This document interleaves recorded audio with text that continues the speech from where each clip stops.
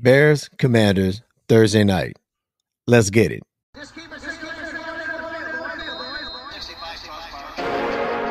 Welcome to FaZe Fantasy Live with your host, Lonnie Z. What's going on, everybody? It's your boy, Lonnie Z, and this is FaZe Fantasy Live. And once again with me is Jake HANSON. We are going to be previewing the Thursday night game between the Bears and the Commanders. What's up, Jake? How you doing, bro? I'm doing good, Lonnie. How's it going? Good, man. Good. So are you ready for some football? Well, I guess I'm ready for tomorrow night. We'll see, though. This game's going to be a funny one. Well, I'm ready for Sunday. How about that, baby? I'm ready for Sunday football.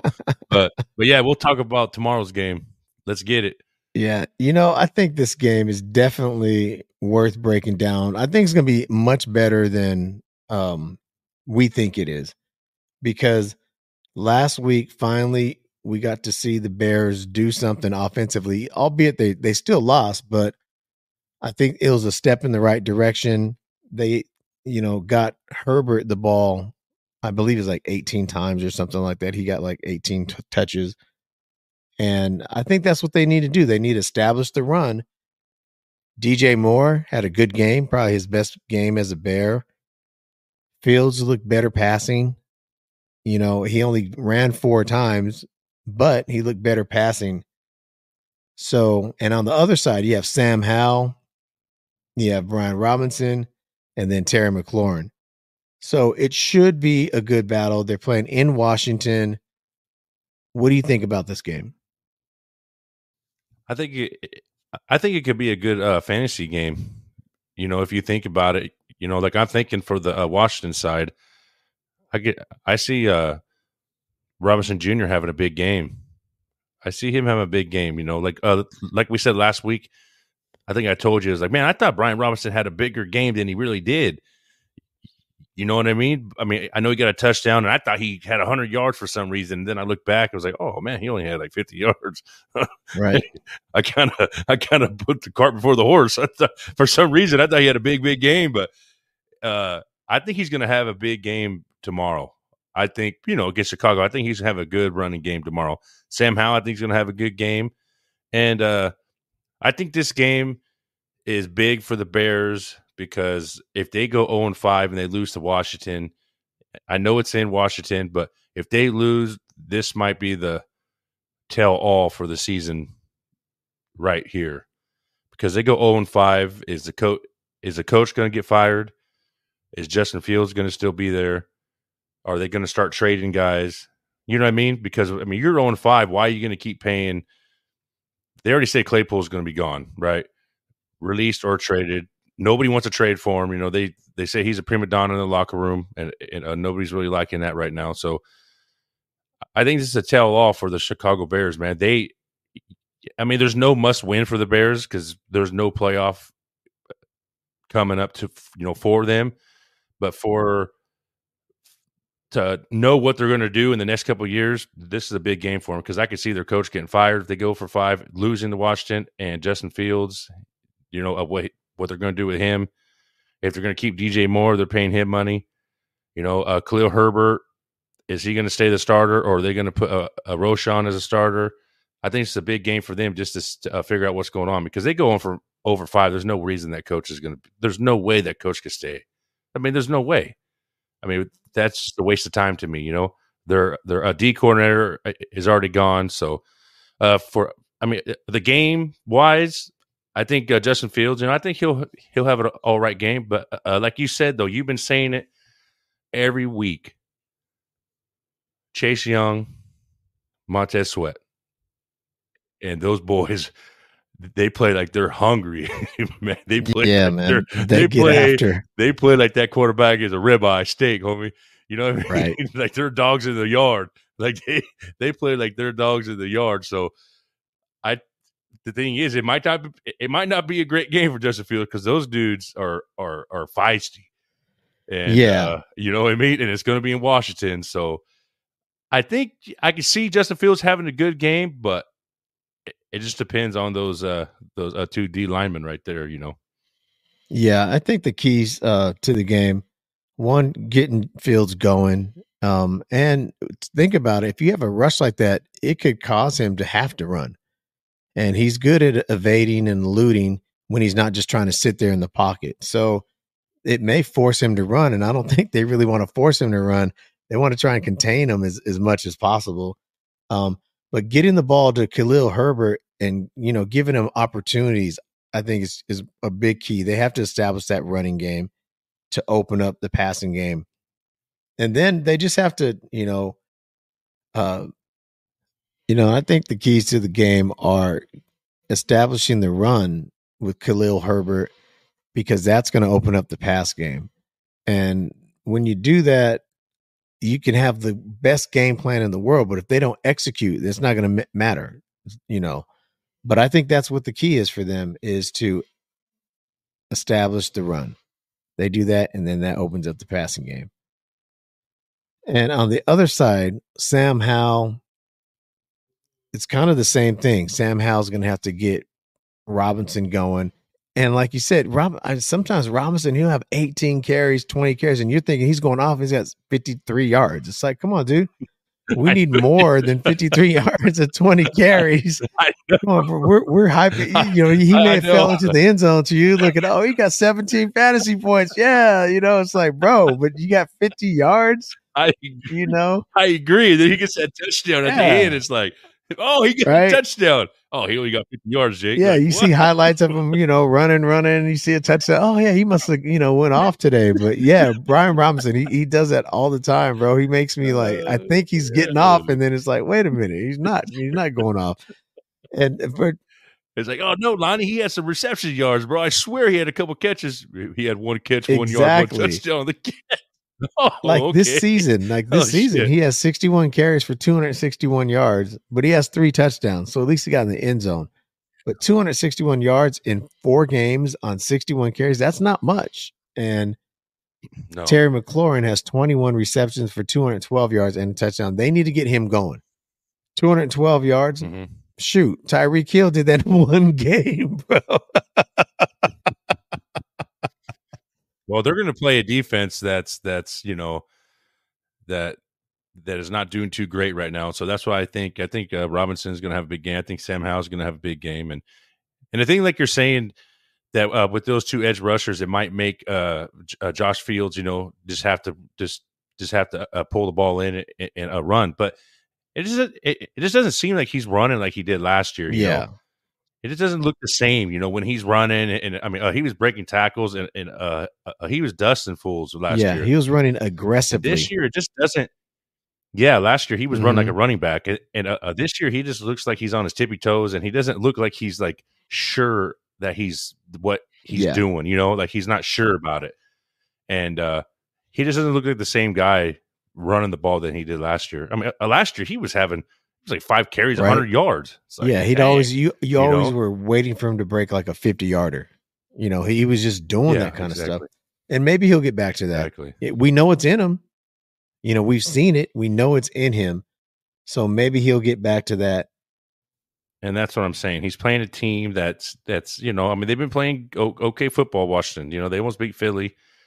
But I think this is his chance to, like he did with Denver, to do something. But that's what I'm saying. If they go 0-5, I think this is, a head's going to roll. Yeah. Eddie Jackson, their safety, is out, and so is their corner, Jalen Johnson. They're both out. And you had already mentioned Chase Claypool is just, they don't want him there. So he's out too. It should be a really competitive game. At least it should be a good game. And Washington, they're 2-2. So they're, they've won a couple games, and you're right. The Bears need to really, they need this win, or else just cash in for the rest of the season. Because if they go 0-5, I would be shocked if their head coach, Eberflus or Getsky is there for week 6 or week 7. I don't think that they'll make it beyond week 5. Yeah, so they I don't know if I expect to see any of their coaching staff there beyond week 6 if they go 0-5. It doesn't make sense. It's clearly after you saw their season last year and this year with Eberflus, a change has got to be made. Yeah, with them, and especially they have the Vikings next, the Raiders, and the Chargers. And the way they're playing, they'll lose to the Raiders. I mean, they'll lose to the Vikings for sure. Vikings offense is too strong. And they'll lose to the Raiders and they'll lose to the Chargers for sure. So that be what, 0-8? Yeah. 0-8. So I don't see anybody surviving after 0-5. I just really don't, man. Like today, I seen it again. I talked about it on our week 4 recap. I seen a big article again today. Atlanta, and this is coming from everybody. NFL Network, ESPN. This is coming from everybody about Atlanta going for Justin Fields. They're saying, I mean, there's no way Arthur Smith could mess this up if Justin Fields gets traded over there. No, I think I disagree. I think that moron could mess it up. I know people are saying that, but I think I agree with you. It up. You know, he can't handle 3 first-round picks. Yeah, he doesn't even need Justin Fields right now. He's got talent over there, but let's not get into that because I'll go off. I know. I'm about to go off. I know. But I'm just talking about that. I seen an article that Atlanta.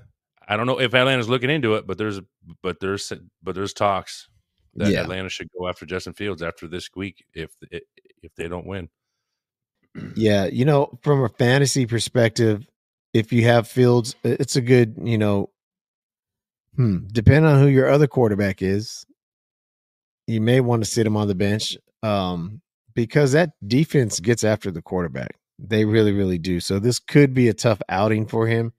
But like we said, it could force him to run, which is his strength. But if you have him, you can run him out there tomorrow night. Sam Howell, you know, he's going to be on your bench. He's been on your bench all year. If he's even on your team at all, you know, he's not starting. But if you were going to start him a Thursday night against the Bears, hell yeah, go ahead. You can stream him. He might be a really good streaming quarterback this week against this defense. And then you can run both. You can run Brian Robinson for sure. Brian Robinson should have a good game tomorrow night against this defense. The Bears defense is just not very good. You know, Terry McLaurin, he's going to be in your starting lineup. You'll start DJ Moore. And if you have Khalil Herbert as one of your top 2 running backs, you're going to have to play him, and that's okay. But I'd be a little leery because you just never know, man. They don't use. We've only seen him one time really give him a good share of you know, carries, and that was this last week. So maybe that's what they're going to start doing. They did have some success, and then Cole Kmet can get in, but he's usually good for 1 or 2 games a year where he blows up and everyone gets excited, and then nothing, you know. And a lot of these teams are like that with tight ends because they don't have. Well, I think they have really good tight ends. They just don't call plays for them. Like other teams really run through their tight end. You know, obviously Kansas City, they run through the tight end. Lamar and the Ravens, you know, they use Andrews a lot. The Vikings with Hawkinson, they use him a lot. They get him involved a lot. And I don't see why a lot of these other teams don't. Detroit, they use their tight end position so well that whoever's tight end for Detroit is always a fantasy option. You know, we're seeing that with Laporta this year. So, yeah, it should be an entertaining game. I have the man, I'm going to go out on a limb. I'm going to give the Bears their first victory of the year. I say the Bears figure it out this week. They got close last week, you know, good old college try, and they upset the Washington Commanders at home on a Thursday night. They go into Washington and they win this game. It was a close game. We'll say 28-24. I don't know. What do you think? I just think that Rivera can't lose this game. Being the Washington Commanders coach, he can't lose this game because he's on the hot seat right now himself. So I think he needs to win this game as a coach, and the Commanders need to win this game. They played Philly tough last week. You know, they've been in every game other than the Bills game, but they're. I think I see Redskins, or I'm sorry, the Commanders 28-17. The Commanders, you know, I just, you know, Fields did good last week, but I just have a hard time seeing him just going off against those two D ends, man. They're rough. They are. I just looked at Jalen Hurts' stats from last week. He passed well. He passed really good, 300 yards, 2 touchdowns, but he had 9 carries for 30 yards. Yeah, they're all over him. And Justin Fields hasn't been running. Yeah. So that's what I'm saying. It's I think the Commanders are a better team than the record shows, and I think they're going to win 28-17. All right. I can see that happening. But I just don't remember the last time I seen an 0-5 team. It's been a minute. I think, you know, there might have been one last year, but I don't really remember. So I'm just kind of, you know, betting the odds that they got to win sooner or later. So hopefully they get it done. You know, I have no faith in Eberflus or in Getsky, but we'll see. We'll see how that goes. So that's it. That's what we got for the Thursday night game. It should be an entertaining game. Make sure you check it out and get your lineups set. Hey, did you want to talk any trades? Like any fantasy trades? Because a lot of that's going on right now. This is the week when people are starting to look at some trades. I mean, the deadline's usually in November, but this is the week when you know, people start talking about trades. Like I made a trade today, and I know the risk that I took by making this trade, but to me, it just made sense for my team. I went and got Mostert, and I gave away Flowers. But everywhere you listen on the internet or whatever, they're saying Mostert is a sell guy. You know, they're not even mentioning Flowers because everyone's being patient with Flowers. But because of my running back situation, Mostert is to me, that was a fair enough trade. But what are you hearing out there? What are you thinking, you know, about selling, buying? So I know some guys are talking about selling. You know, they're worried about Cooper Kupp coming back and with Puka Nacua. And I know me and you talked about it, and we're pretty firm still on Puka Nacua. But I know, you know, there's a lot of talks about guys saying, you know, get rid of Puka Nacua, you know, because you might get somebody better, you know, because once Cooper comes back, they are gonna. I mean, well, he's the alpha for sure. Yeah, of course, the receptions are going to go to Cooper. I mean, there's no way around it. There's no way around it. And Tutu Atwell, he's playing the second receiver role really well right now. I mean, he goes up top, he's on the outside, you know, and Puka kind of stays in the middle, just like Cooper Kupp does. And Puka does go on the outside sometimes. You see him, you know, spread it out, but he's just, I mean, that's Cooper Kupp's spot, man. And I know some guys are worried about that, and I know some guys are worried about Khalil Herbert. I know we're talking about him, and he looked good, but some guys are worried about him with, you know, if they go 0-5, 0-6, you know, they're going to play the rookie, you would think, you know, Rashawn Johnson. And I think, you know. What would you ask for Puka? You know, if you were trying to sell him, what would you be expecting in return for him? Because right now he's at his peak. You know, he's maybe like a hot commodity right now. Come on, no, he is. Like if you need a running back, you know, maybe an RB2 or something like that, RB3. I don't see. I mean, you're not going to get a McCaffrey. You're not going to get a top. You know, you're not going to get a Kenneth Walker or nothing like that right now. Kenneth Walker's killing fantasy right now with 1 or 2 touchdowns every week. You know, McCaffrey's killing it. I can see you trying to get like you need a RB3 because you have injuries. You know, you know. Like what, Madison or something like that? A Madison, yeah, I think a Madison, a Kamara right now. He's just getting back. I can see you trying to maybe get a Kamara. I don't even think if you get a James Cook right now, I think James Cook's playing too well. You know, a Raheem Mostert maybe. I think maybe you could get a Mostert for Anakua. You know, or maybe go get it like a. You know, I mean, I know I'm stepping out of bounds maybe right now, but maybe like you need a tight end and you go for a Mark Andrews maybe. I mean, just maybe, Yeah. maybe. Yeah. You know what I mean. So, I mean, that's just based on Cooper Cup, you know, because you know it's going to go to Cooper Cup. They're paying the man all that money, Yep. and And he's good, bro. yeah, and he's good. He's He could go elite. anywhere. Yeah, he's Cooper Cup elite. could go anywhere on the field, Yeah. inside, outside, 50 yards. He could go anywhere, and I don't see McVay taking anything away from Cooper Cup. Cortland Sutton, Marvin Mims Jr. is on his heels, boy. Yeah, That boy he's is just a on his matter of heels. time, huh? Just a matter of time. Lonnie's been saying it since preseason, and he's on his heels. I know that the Bengals.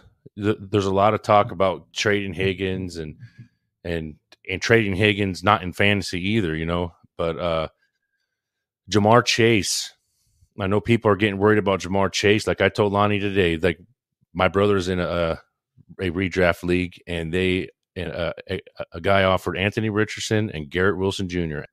And that's another guy that people are just tripping about because I am too. I picked him up in top 3 picks and in a keeper league. I kept him and you know I'm still holding on to him. But he was offered Anthony Richardson and Garrett Wilson for Chase.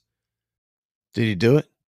He denied it because I mean, come on, it's Jamar Chase, you know. But Yeah. now he's thinking And about the Bengals historically are a second half team. Mm-hmm. I know, and he has Joe Burrow, and he's just tripping over that too. Oh, I'll trade him for. It just hold on, man. Those guys got way too much talent to. But like you said, that's a great trade though, Anthony Richardson. Richardson, I think it is. And I think Garrett Wilson's still playing good. But I mean, that's one of them. That's what I'm saying. Me right now, I will not give up on Joe Burrow. I will not give up on Jamar Chase. There is a one player that people are buying in on because he's like the main target right now in Cincinnati, and that's Joe Mixon. He's getting, you know, most of the snaps. He had 88% of the carries through week 4, and he played 78 of the snaps last week. So he's their main target right now, and he's the only one that's doing work for Cincinnati right now. Yeah, if you know, to be honest. So yeah, I had someone offer me Joe Mixon in another league, but he wanted Jonathan Taylor, and you know I wasn't doing that. Even though in the long run that could turn out to be a great trade, but I don't think it would. I'm still I don't. How could I trade Taylor before I even see him hit the field? And I just think if him and Richardson get together and they start, you know, now one thing that could go down for Taylor is his goal line touches and his touchdowns inside the red zone because Richardson would just do that, you know. And there's one more about trading away that I believe I seen it, and I know me and you talked about it too. Najee Harris, he's just not. I mean, there's no way you're starting that guy, and I don't really know who you could get for him. To be honest, like maybe a receiver that you wanted on the waiver wire, and somebody picked him up, and maybe try to get him like a Tank Dell or somebody like that. Like I just don't. You know, they're saying, I know that we don't really agree with Jaylen Warren right now. Like we don't really like him as an RB3 or 4 right now, but he is getting more touches every week, and he's right behind Najee's heels also, and he's getting more and more and more. And Najee's just not looking like I seen a thing after the game against Houston. They said, "Man, is Najee Harris a tight end now, or is he still a running back?" Because I'm sorry I'm saying that about that, you know, Najee, but man, you're looking slow, bro. Like you don't look too great this year, and I don't know what it is. I just maybe it's the offensive line. I don't know, but he is one guy too, man. If you have him, trade him away, sell him now. Yeah, exactly. Because I see Warren. You know, Warren hasn't showed us anything yet, and like we always say, let him eat. Let him make us eat crow. You know, Warren. because but Warren does look fast though, Lonnie. I mean, he does look fast when he gets the ball. He does look a little bit more sharp than He Najee does. right now, but he's not getting the Yeah, he touches. does. It's that whole So offense. I just like to fade. I just I don't they like don't it. know what they're Yeah, doing. yeah, I'm the same Yeah, way. I just don't like it. You Mm. know, and then we'll wrap it up with this guy right here. Anthony Richardson. Now we talked about him a little bit. Now he is really an intriguing piece because if you drafted him the way I did, I drafted him late, like as my QB2. Like after I already had my quarterback in the leagues that I'm in, I have uh Jalen Hurts, and then I have Justin Fields, and those are going to be my number one guys. Well, obviously we're seeing how Fields is turning out, and I think you told me, you'll be starting Richardson by week 3 or something like that, and I started him in week 4, so you were wrong. So there. Oh, I'm sorry. I'm sorry. And then that week that I start him, Fields actually goes off and has more fantasy points than him, right? But so he's going to be my starter moving forward in that one, and I'm trying to figure out what to do at Fields. I'm going to wait a little bit to see if I can get something for Fields down the road if he actually starts, producing. But in the other league, where I have Hurts and Richardson, I'm trying to get like a top player for him. I'm selling him as this may be the number one fantasy points getter in the whole league, because he really could be, because quarterbacks historically lead in fantasy points at the end of the year. Wide receivers do too, but quarterbacks, always have upper 300s in fantasy points. So I'm trying to get a top whatever I can get, like if I needed a running back or a wide receiver, and I want like cream of the crop. And I know that sounds crazy, but I'm trying to get a good, I did make an offer, and this one was kind of shaky, but I just, I know me and you see a little different on this guy, but I like HN. I like him a lot. I think if he stays healthy, when I watch that guy, he's just way too explosive.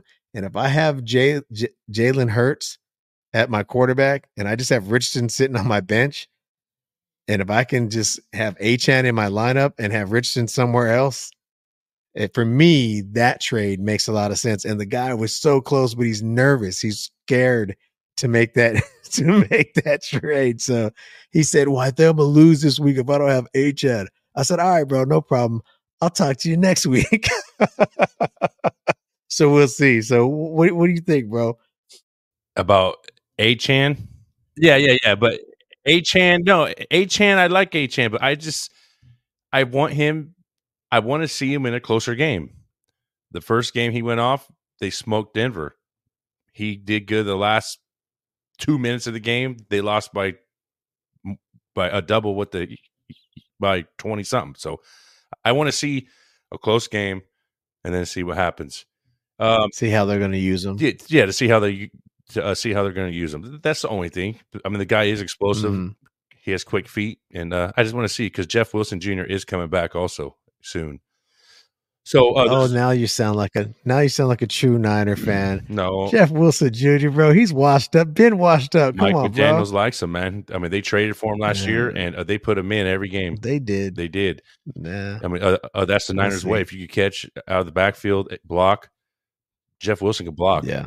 And if you could block, don't get me wrong, I like Jeff Wilson Jr. I do. I'm just giving you a hard time. So there's one guy I wanted to talk about, and we haven't even talked about him at all for 5 weeks. For 4 weeks, this is coming up, and we haven't even brought him up.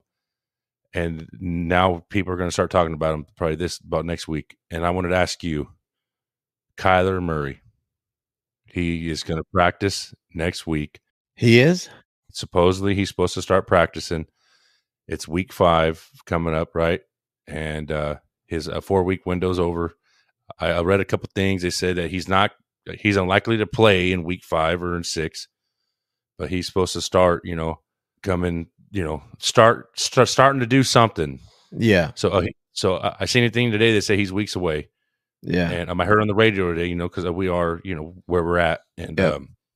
will he play for Arizona, or will he sit and get traded? That's my question. Like, should you pick him up if he's on the waiver wire, Lonnie? Well, if you need a quarterback, and there's a Kyler Murray sitting there, yeah, you got to pick him up. You got to pick him up, sit him on your bench until it's time to roll, and then you'll see. Kind of like what's going on with Taylor, right? Mm-hmm. Jonathan Taylor. I mean, we don't know if he's going to play for the Colts or not, but shit, he's not sitting on those waiver wire. He's on someone's team. I think the same with Murray, man. Murray, when he's healthy and when he's right, explosive quarterback, fantasy dream, yeah. So he may be ready to actually roll by week 8, week 7. Like, actually, I don't know when their bye is. Yeah, that's what they're saying. Yeah.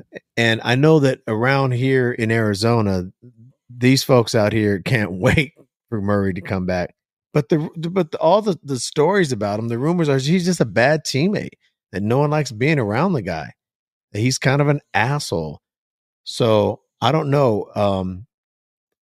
Is there a real deep friction between him and the Cardinals right now that he doesn't want to play for the Cardinals? Or is it, just all these rumors we're hearing? What is fact and what is fiction? You know what I'm saying? Is this tabloid stuff? Yep. I think if he's right,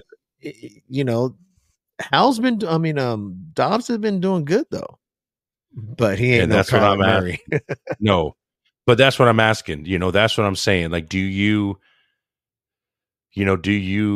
play him if you guys are, they're playing Cincinnati this weekend, and then they got the Rams, and then they got Seattle. So their bye week's not till week 14. Okay. So they ain't going to, you know what I mean? So are you going to play him if you're 1-8?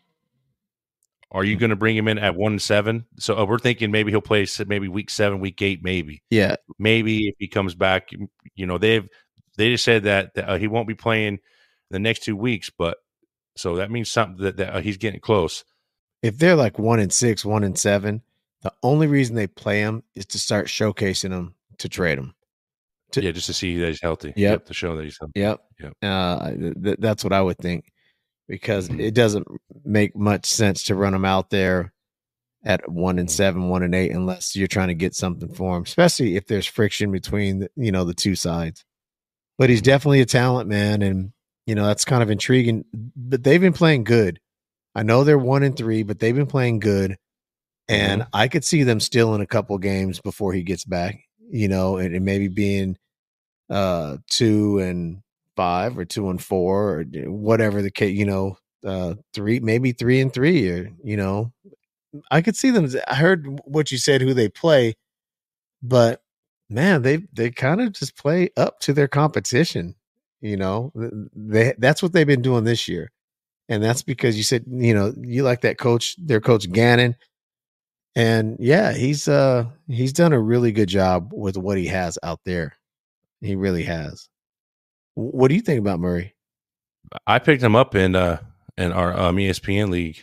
Because I've been struggling with the Deshaun Watson being hurt and all that stuff. And I picked up, and they have a bye this week, and I picked up Purdy, and then I dropped Purdy because he's playing Dallas. Tough defense. I'm not going to play him against Dallas's defense. I'm not going to do that.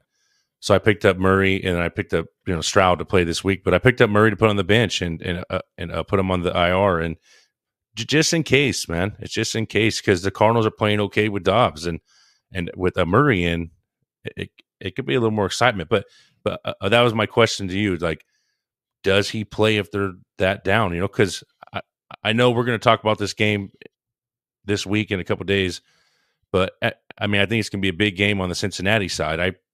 I really think Cincinnati will win this game. I think Burrow and Mixon's going to probably come out pretty heavy. I mean, you've seen what McCaffrey did. And them. So, but that's what I'm asking. I mean, because does he play if they're down that much? If they're losing, if they're 1-5, 1-6, 1-7, does he come out and play? Because they're paying him a lot of money to make him hurt again. You know what I mean? They're paying him way too much money to come out and re-injure yourself, and then you can't trade him at all. Yeah, I think they definitely would be wanting to showcase him a little bit, just show teams that he's okay. Not unless something gets done, a deal gets done before that, and it could.